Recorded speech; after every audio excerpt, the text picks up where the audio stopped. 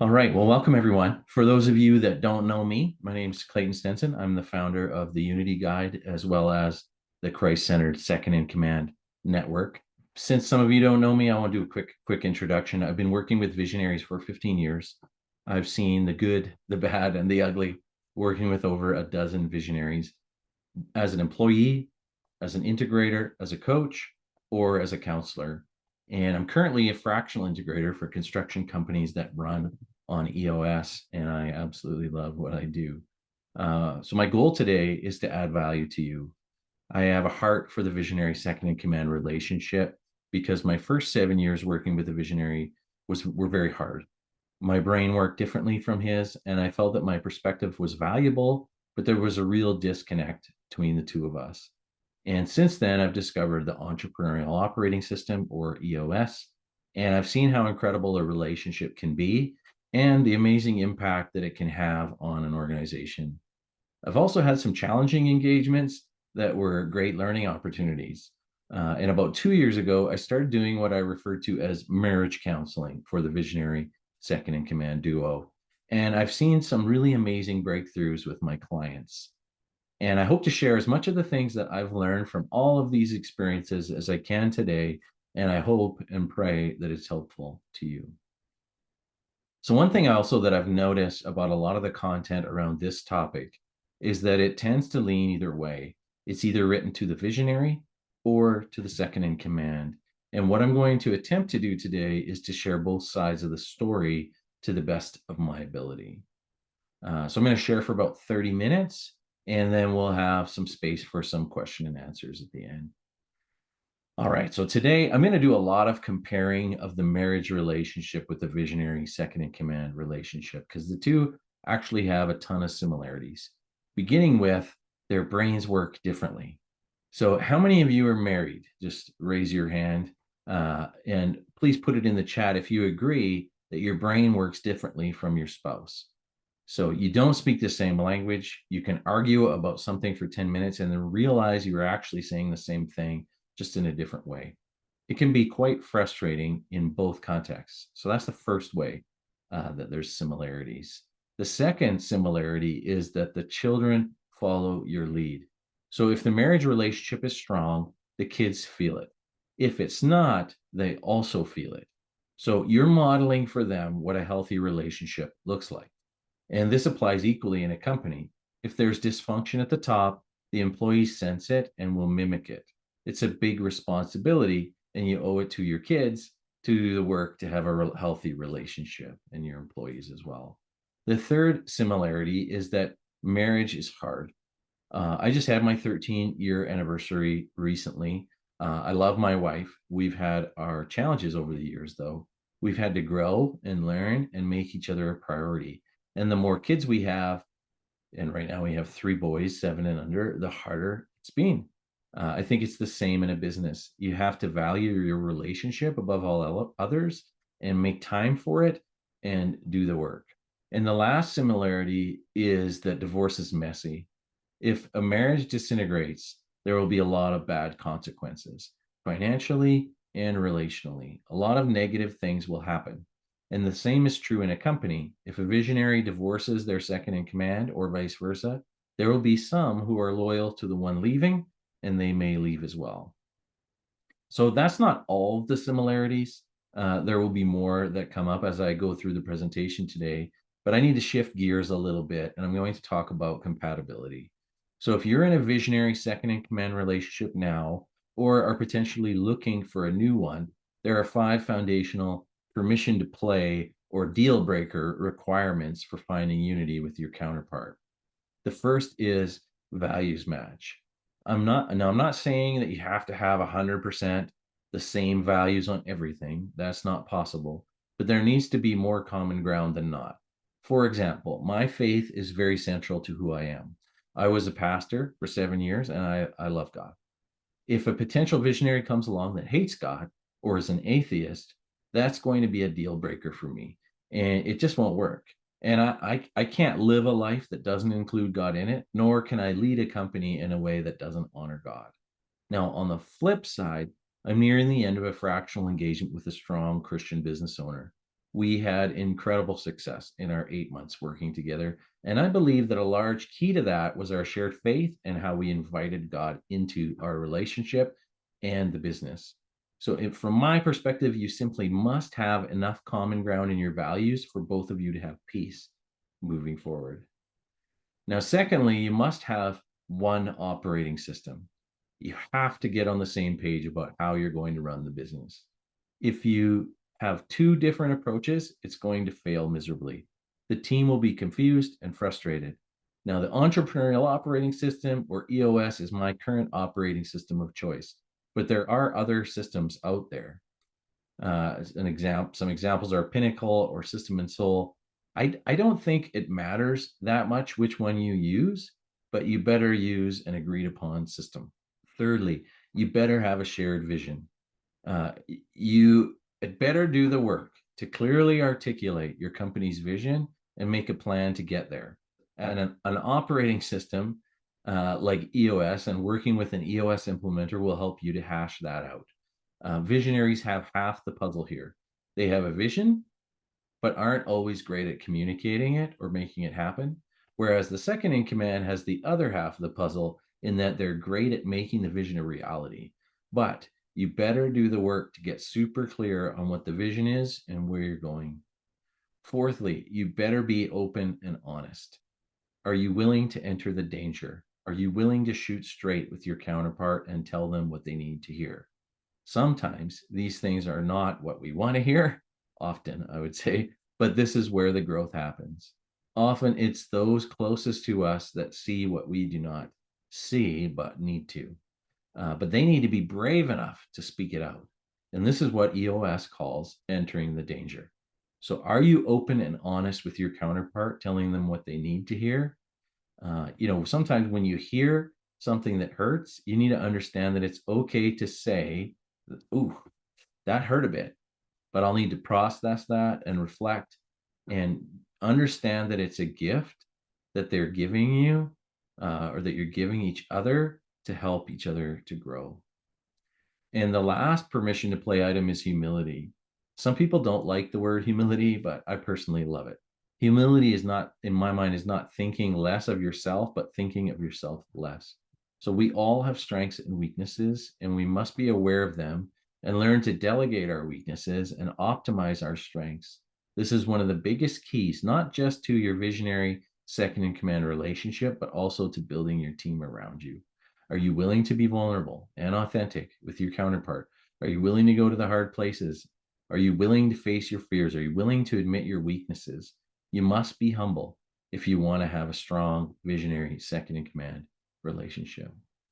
So these are the foundational building blocks to a great visionary second in command duo. So if you're in a relationship now, do you have them all? If not, you need to have a hard conversation about getting them in place. Do the hard work. If you need help, book a free consultation. I'm happy to help however I can.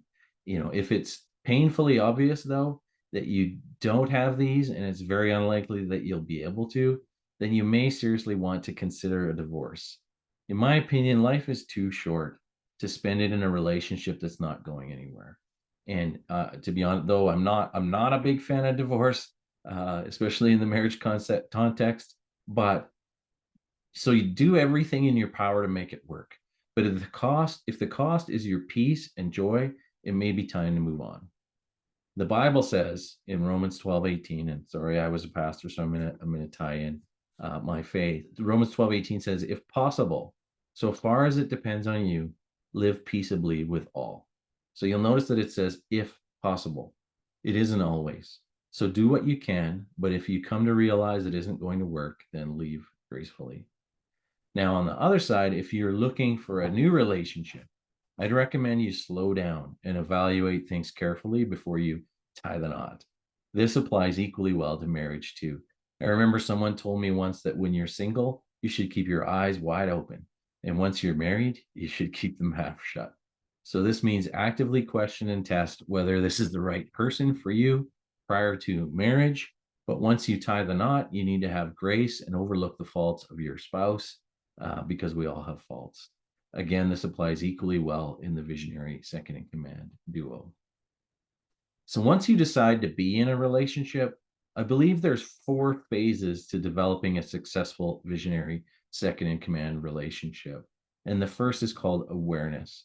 So when I worked with my first visionary at the church, I wasn't aware that the visionary second in command combination was a thing. Although I did have a sense that it was needed, I remember as I neared the end of my 7 years working there, I had this sense that we needed an executive pastor, someone that could be a buffer between our visionary and the staff, someone who could hold the team accountable, someone who could coach and develop people, someone who could build systems within the team, someone who could create consistency in the way things were done.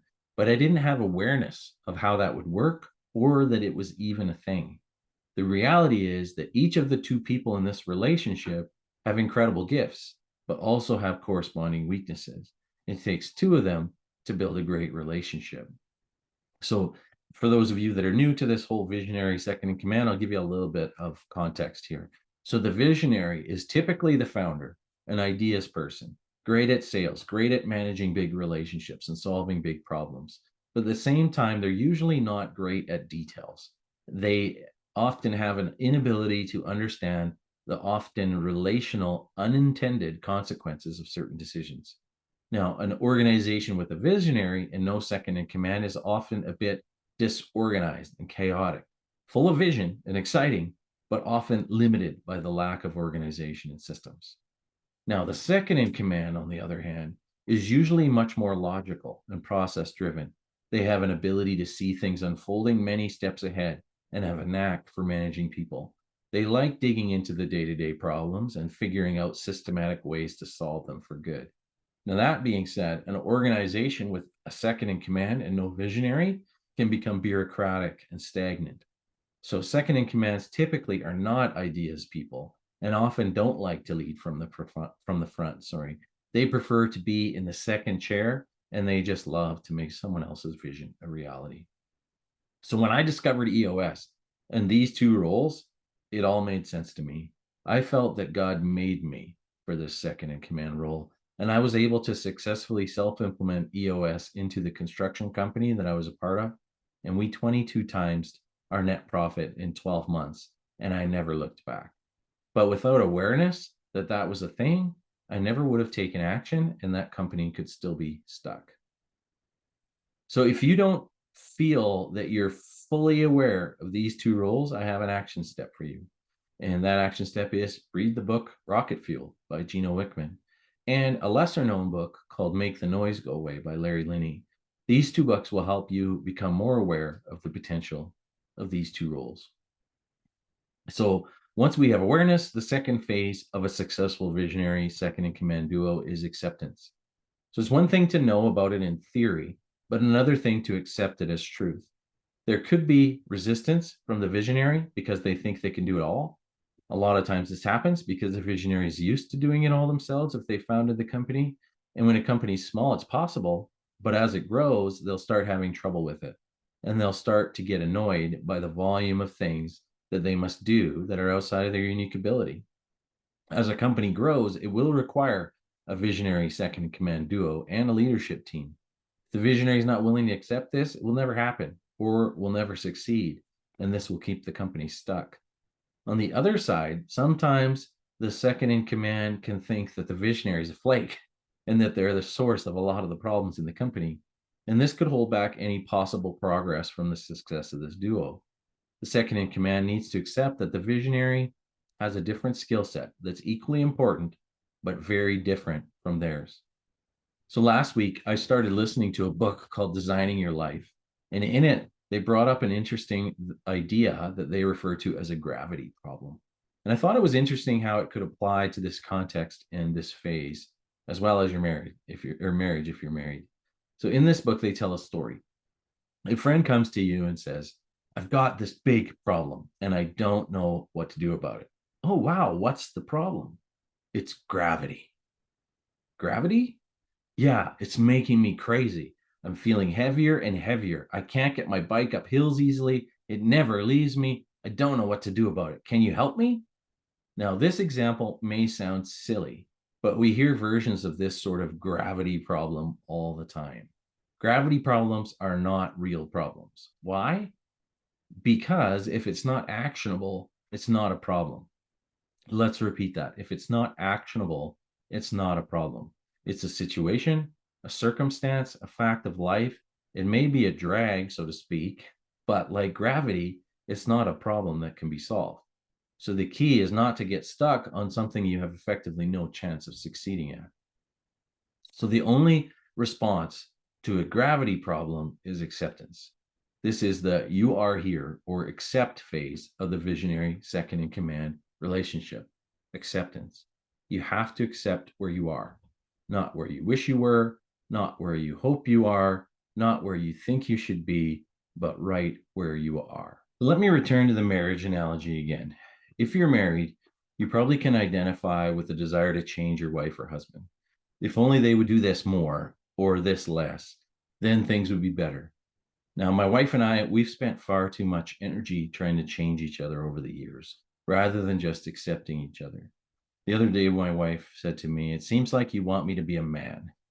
And we were talking about how she's often emotional and I'm always trying to calm her down. After the conversation, I recognized that I was, in fact, wanting her to be less emotional, like a man. And I was trying to get her to be more like me. But that's a gravity problem. The chances of her changing are slim to none. God made her that way and it was not a mistake. So I need to accept that and move on. Now, these same things can happen in a visionary second in command duo. The visionary might say, "I wish my second in command was more visionary." Or the second in command might wish that the visionary was less emotional as well. But neither of these are likely going to change either. So we need to learn to accept the differences and frame them in a positive way. This is foundational to a successful relationship in either context. So, phase three of a successful visionary second in command duo is appreciation. Appreciation is more than just acceptance. Now we must shift our perspective and really learn to love and appreciate the unique abilities of our counterpart. So, let me give you an example. My first EOS visionary was incredible with people in a sales context. Whenever I went somewhere with him and we met a potential client, I was always amazed at how he could make people laugh. And he would always ask very direct questions that I would never even consider asking. We were in construction and he would ask people what their budget was or what prices they had already, and they would tell him. And it was incredible to watch. On the flip side, though, when he promoted me to second in command, his words were, "Clayton, when I get involved in operations, it goes poorly." His unique ability was sales and networking. My unique ability was management and systems. I still don't think he really understands how I did it, but I know that he really appreciated it when he was able to completely remove himself from ops. And within a year, he had 22 times our net profit. Again, the two people have very different skill sets, and it's incredible to recognize it and really begin to appreciate differences. Then we can move to the next step, which is activation. This is where we now really push to get the two of you operating in your unique ability at least 80% of the time. This is where we elevate and delegate, as EOS would call it. Get as much off of your plate and onto others so that you can focus on the thing that brings the most value to the company. Now, I often work with clients, and this is a spot where we can really see some massive gains, not only in the results that the company achieves, but also with the joy and peace that the two of them experience. When we are working in our sweet spot, it's so much easier to enjoy what we do. So, a quick note here though, no two visionary second in command duos are the same. You aren't always going to fall into the perfect categories that are laid out in the book, Rocket Fuel. My latest marriage counseling clients are actually a bit unique in that the second in command is actually considerably more visionary than what's expected for a second in command. He's more comfortable with chaos than is typical. Therefore, we had to take a different approach with him. The visionary had always had an assistant, but after a few weeks of coaching, I suggested that the second in command get a highly process driven assistant as well that would be able to do some of the detail things that he often doesn't dig into because it isn't his sweet spot. He enjoys managing people, strategy, high level process, but we identified that he really needed someone to be able to keep him organized and do a bit more of the detail process of his job. We also discovered that he had a unique ability in the negotiation side of the business. So we're currently working on shifting responsibilities around so that he can bring more value to the business in that area as well. A lot of this step requires self-awareness. If you haven't already, I'd recommend doing a few assessments to get to know what makes you unique and how your brain works, etc. So another action step, there's an assessment out there that EOS put out called the Crystallizer Assessment. If you Google that, it'll come up. There's Working Genius, Predictive Index, Colby. These are all great places to start. And I would recommend doing that, because if you're not aware of what your sweet spot is, how are you going to make sure that you're doing it more and more? So another way to learn what you really enjoy is to watch your procrastination. Another great book that I would recommend talks about this, and the book is Who Not How. In it, he says that procrastination is wisdom. And if you find yourself procrastinating in something, it may be a sign that you should delegate it. If you have the ability to, obviously. Usually, if we're avoiding something, it's because we don't like it or we're not good at it. Okay, so the more time you can spend doing the things you love and are good at, the more value you will add to your business and the more you will enjoy your business. I'd also encourage you to explore what things you should be maybe swap responsibilities for with your counterpart or others on your team in order to make this happen. So I need to shift gears now again into a different topic that I call the visionary continuum. This is something that I came up with about a year ago. So I was working with a visionary and I wasn't enjoying it very much. And I eventually ended up resigning from that role because it wasn't a good fit from a values perspective and in other ways as well that I won't get into. And I started to think about how I would avoid getting myself into a situation like that again. And I wondered, how can I determine whether I want to work with a visionary or not? So I reflected on all the visionaries that I'd worked with, and I came up with 4 types of visionaries on the continuum to help me determine a good fit or not. And the first one is the flaming visionary. So the reality of a visionary is that they are the spark that gets everything going, which is a good thing. But as we know up here in Canada, especially this year, a spark in the wrong context is not a good thing. It can lead to a forest fire, which can cause a lot of problems. And the same can be true for a visionary. If they're a flaming visionary, they've not learned how to control their spark. Sparks are flying everywhere, and it can cause a lot of problems. In a flaming visionary, they're typically very aware of their gifts, but not so aware of how their gifts can manifest in a negative way as well. There can be a lot of unintended consequences of the unrestrained or unfocused visionary. They can leave a path of wreckage, frustration, and confusion in their team. And I do not work with flaming visionaries. Now, the second phase of development of the visionary on the continuum, I refer to as the humbled visionary. So, not humble, but humbled with a D, and that D makes a big difference. A humbled visionary is humble due to circumstances that have happened. They're now able to see that he or she can't do it all themselves. They realize now that they need help and that their gifts are great, but not sufficient to get the business to the level that they want. This is a hard phase because it requires a hard look in the mirror, an open and honest assessment of their strengths and weaknesses. It requires that humility that I mentioned earlier. The dangerous part of this phase is that it's easy to revert back to the first phase. It's a habit that's being developed over time, and often it's easier, at least from a pride perspective, to continue on the same path. But it will not work. There is a point where a visionary has to involve other people in leadership roles in order to move the business forward. When a visionary truly believes that, then they can move to the next phase, which is the humble visionary. Humble visionary is ready to move to the next phase of their business. Often, this phase doesn't happen until the pain of staying the same is more than the pain of changing. They're now willing to fully accept the fact that they're not enough and begin to surround themselves with other leaders that can help with the things that they're not great at. A second in command is now a welcomed part of their business, and they see the value of their complementary skills. This doesn't mean that it's easy.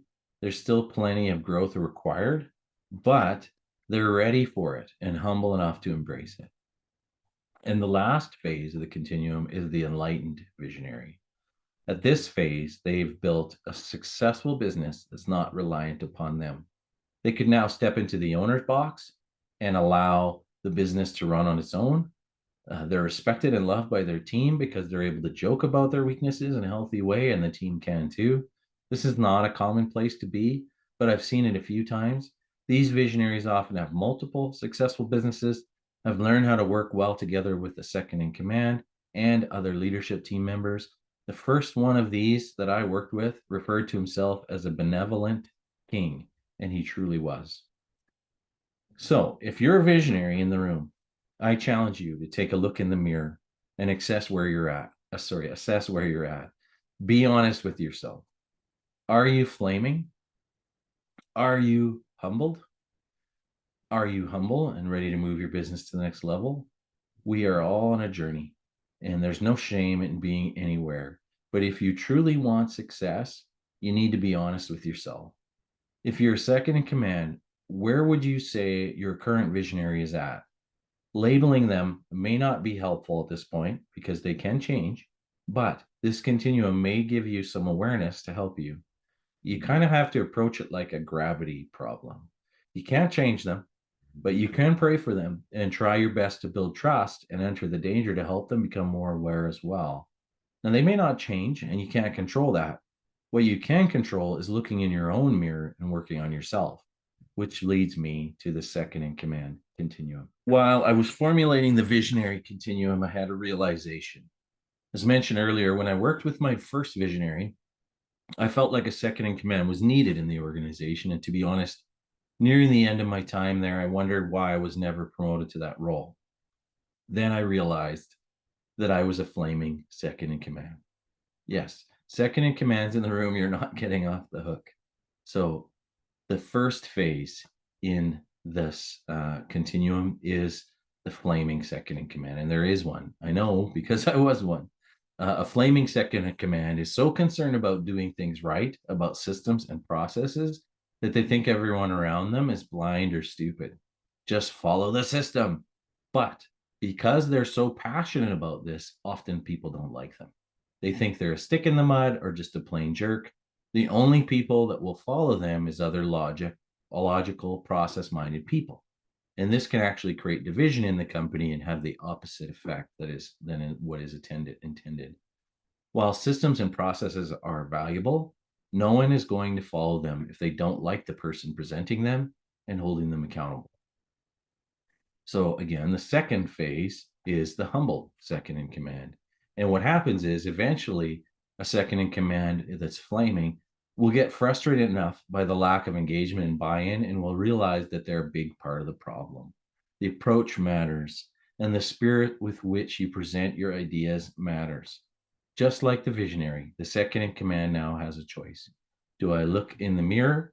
Do I change and take a different approach? Or do I just stay frustrated that the people aren't following?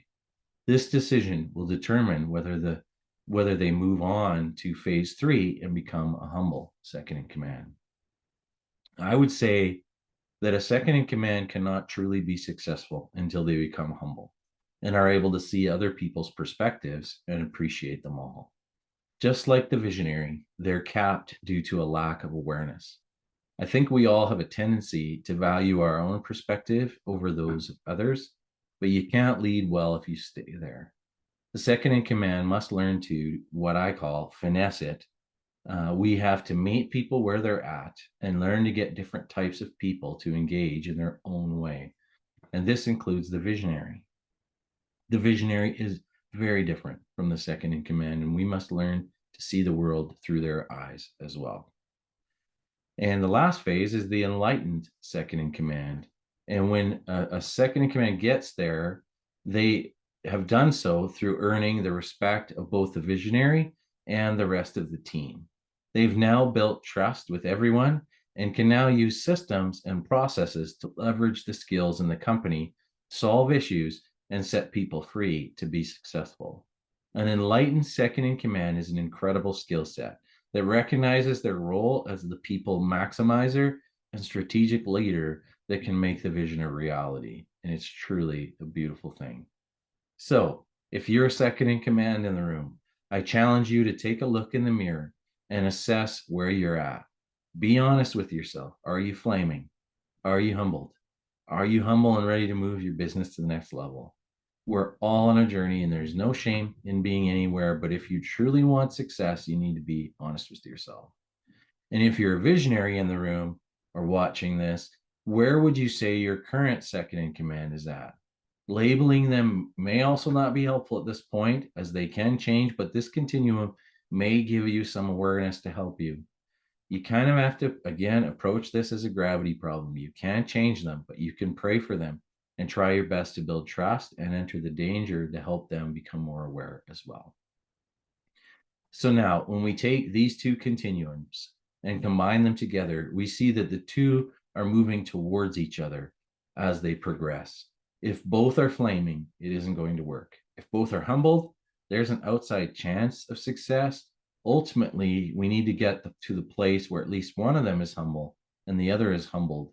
There has to be awareness, and we have to keep working on ourselves and building trust so that we can help each other grow and progress. So as each one of them grows and evolves, they become closer to each other, more open to the other's gifts, and therefore have more success.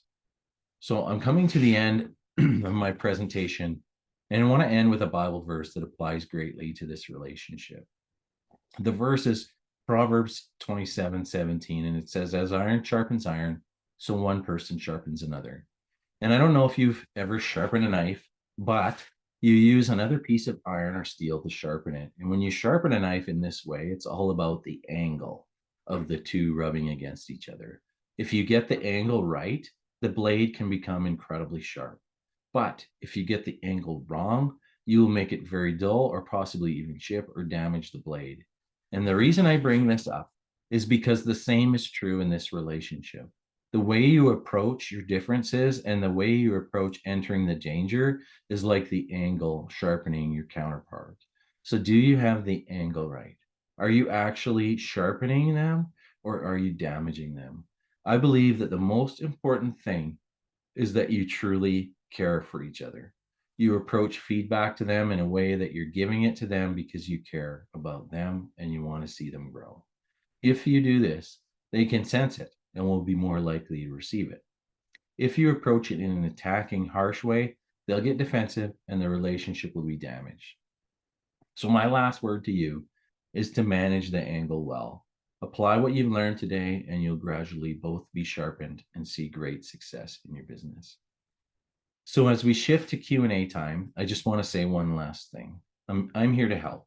If you have struggles in your relationship and you need someone to talk to about it, please use the link that I'll put in the chat or for you on YouTube in the comments to book a free time with me.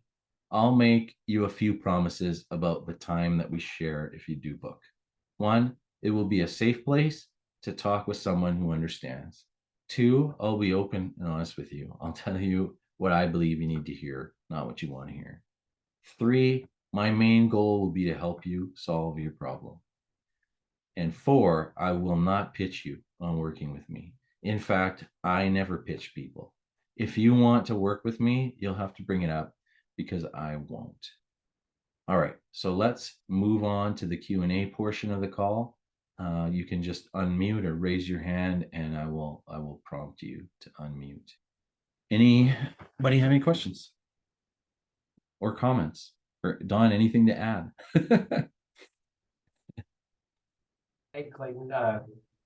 Kevin Goodnight here, everybody. Good job. Thank you. Can you hear me good? Yep. Okay.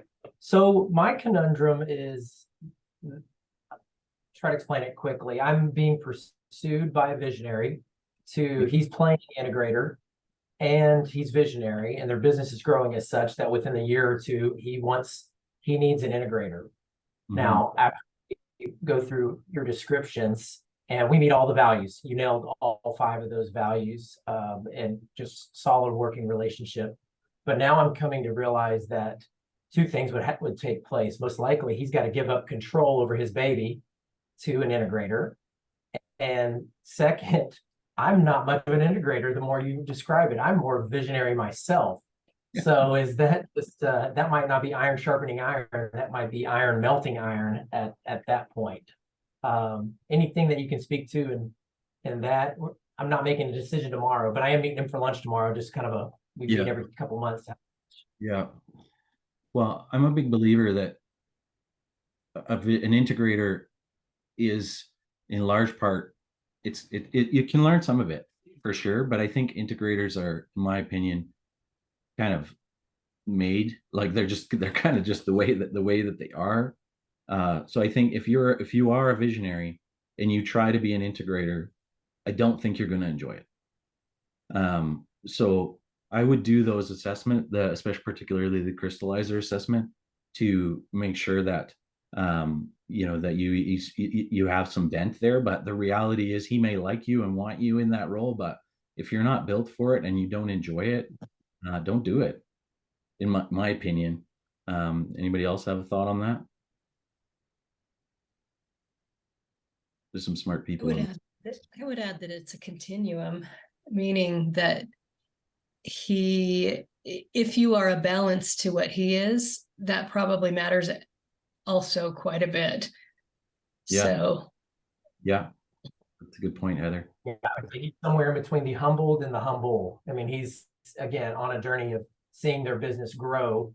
But again, it's been his baby for 19 years, and he wants to get it to a point where he can really relinquish. But I even manage my business today as a visionary, even though I'm not the visionary. And then I have my ops sales.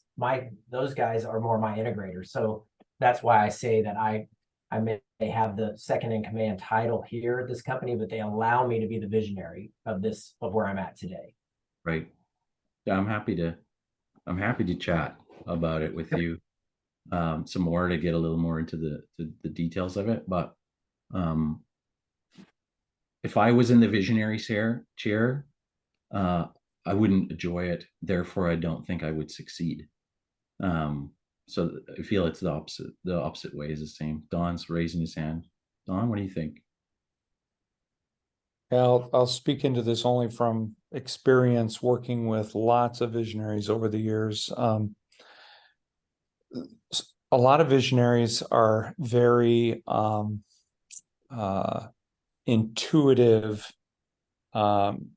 respond emotionally and passionately on almost everything.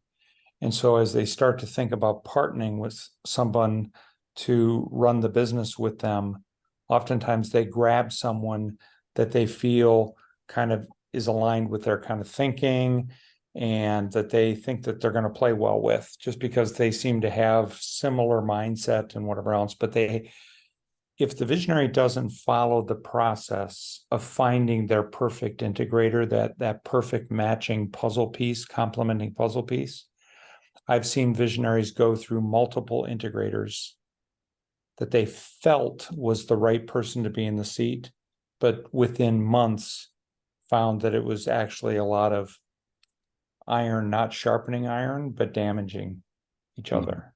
So I would be very careful if the visionary isn't following a process to find the perfect integrator complementing puzzle piece. It's not going to end well. Mm-hmm.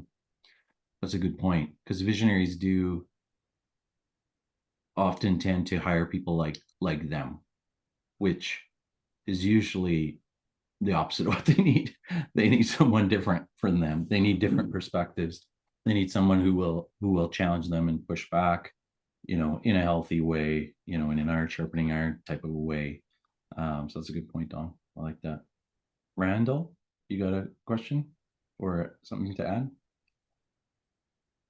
Yeah, I got two questions. Kind of curious on other people's views. So just as a marriage, obviously you have the big events that determine that this marriage isn't going to work, right? But then you have what I like to call the pebble in the shoe. It's those annoyances that are not necessarily enough to say, you know what, I want to look into maybe ending this relationship, but we need to overcome it. So in this second command and visionary, when do you, if anybody has had experience with this, when we have pebbles in the shoe, how long do you give it? How long do you give it before you decide, you know what, the pebble in the shoe has become a stone? And I think we need to break this off. You said at the beginning, you know, obviously you're gonna have those obvious signs when the joy is not there anymore. When there's just no way this is gonna work. Like those are the obvious ones, but you always have those pebbles in a shoe.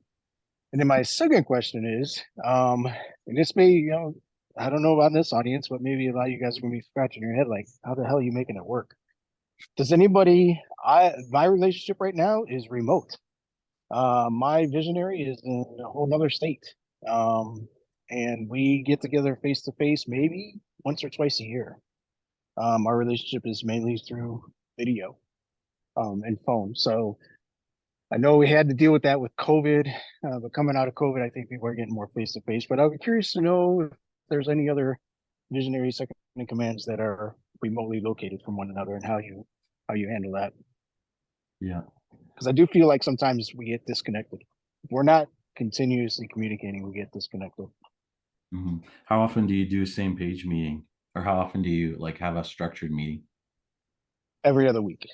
And that's his choice. We were doing weekly, and then he's like, you know what, I think we cut back to every other week. I'm like, Yeah. okay. I Yeah. mean, we obviously, when there's fires to be put out or stuff like that, we're instant, you know, like we have MS Teams and all that, and he'll through me chat, hey, you got a minute, we got to talk, you know. Yeah. But So I know there's a lot of remote people in here, so other people might have thoughts too, but I'm 100% remote. In the last 3 years, I've only done two things in person, which sounds crazy, or three, sorry. But for me, staying on the same page with my visionaries, I require a same page meeting weekly. That's just the way it is, and often visionaries will push for less often. But for me, I need the connection. I need the opportunity to talk regularly with them. But we also text.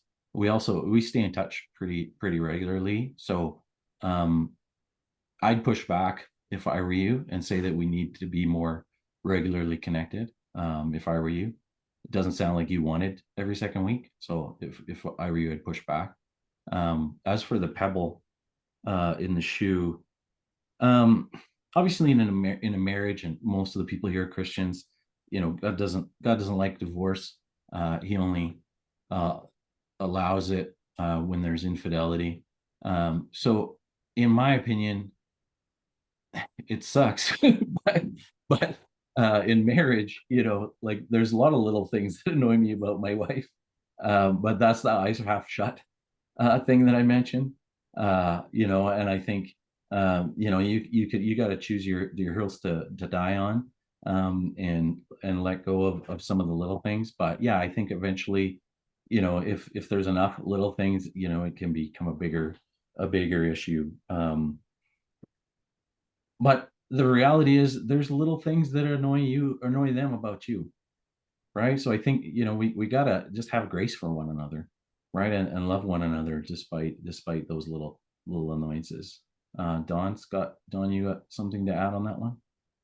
Yeah, as long as I'm here, I might as well share some of my experiences. So, one of the things I appreciated the most about Gino being my visionary is that, you know, we follow this rule about seeking peace and pursuing it. Now, speaking in terms more of a business kind of word, seeking resolution.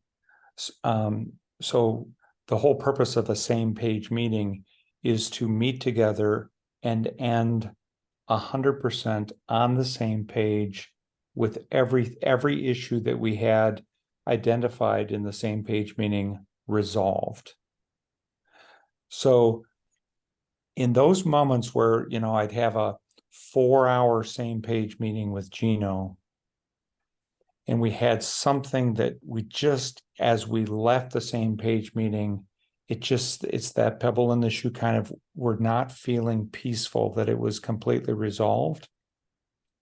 Be amazing. Gina would call me at 6 a.m. on the next day, and we would actually work to get that resolved.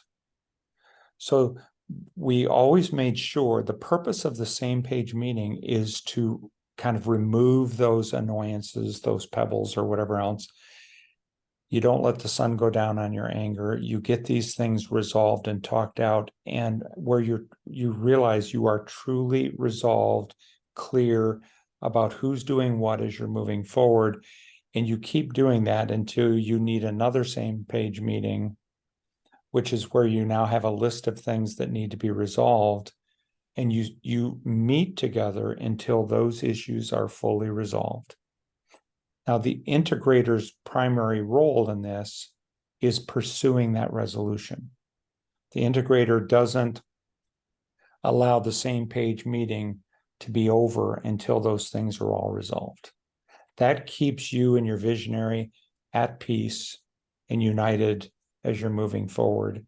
And so your frequency of same page meetings and your duration of same page meetings is determined by how many issues you have to resolve.